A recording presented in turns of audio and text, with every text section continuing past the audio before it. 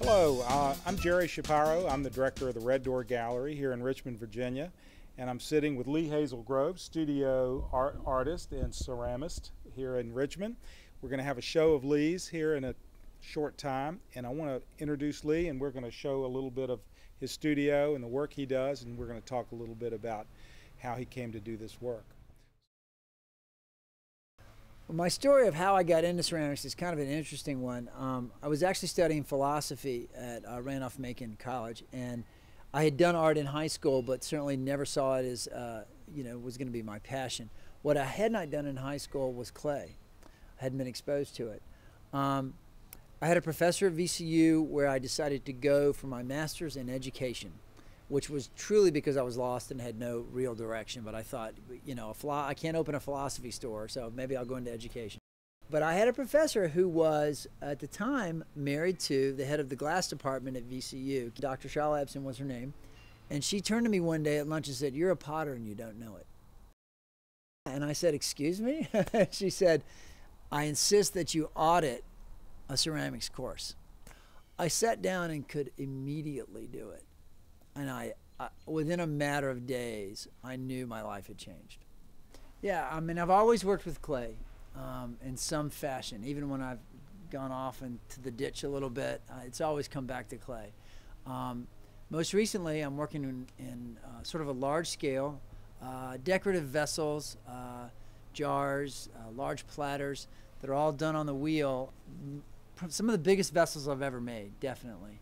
And then surface, I've sort of gone full circle back to working with a very primitive surface called pit firing or sawdust firing, which gives sort of an earthy, intense, alive, vibrant feel to very contemporary forms and vessels. And I think the second connection has to be with just the ancient appeal. I mean, every culture, every civilization, as far back as we can go to the cave, has had someone or somebody working with clay for the betterment of the group, whether it was a vessel that brought water up from the creek to the cave, or ritual and tribal vessels that were of the greatest importance to a culture. It's just that ancient connection, despite the fact that I do it in a very contemporary context, that really appeals to me.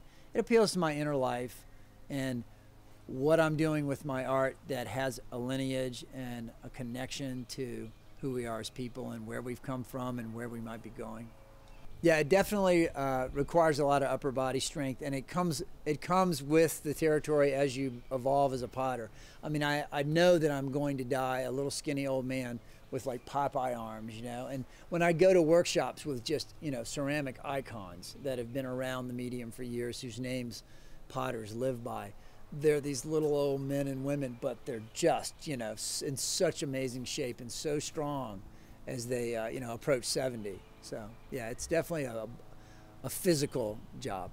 So I throw and work, create the vessels for probably as much as 6 weeks. Then it goes into a very long firing process, probably 8 to 10 firings of my kiln, which is 65 cubic feet. It's a good sized kiln. So they all get fired, and that's called the bisque, where you're firing it the first time. And then I'll go through the pit firing process for this body of work, where I'm firing them one at a time in a large outdoor pit with flames and smoke, and each one of those takes as much as 2 or 3 hours just to get each one through the process. Everything certainly has a reference to utility, a platter, a jar, an urn, a vessel.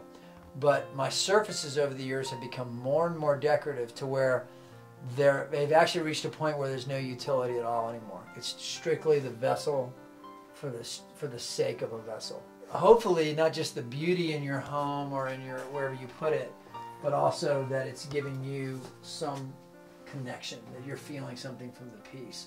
And to some extent I had to give myself permission to make a vessel simply for the beauty of the vessel without having to make utility part of my criteria. And I think traditionally the fine crafts have been put to the side in the academic world simply because utility is implied or utility is part of it. And again, I mentioned Peter Voulkos. He was one of the first people that took the vessel form on the wheel. He sort of paved the way for people to be able to say it's okay for me to love this wheel, to love my connection to the ancientness of this platter form, but it doesn't have to have a meatloaf.